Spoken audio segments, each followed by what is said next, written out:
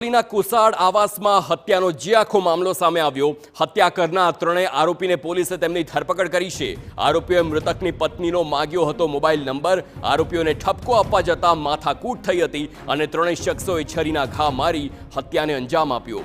હત્યા બાદ આરોપીઓ ઘટના સ્થળેથી ભાગી છૂટ્યા અને ત્રણેય આરોપીઓને ઝડપી પોલીસે કાર્યવાહી હાથ ધરી છે।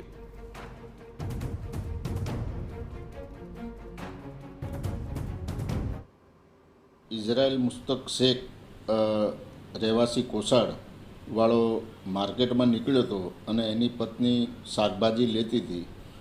એ દરમિયાન એણે મોબાઈલની આપલે આરોપી સાથે કરેલી હોય એ શંકાવેમ રાખેલી અને એના કારણે આરોપીઓની સાથે ઠપકો આપવા ગયેલો।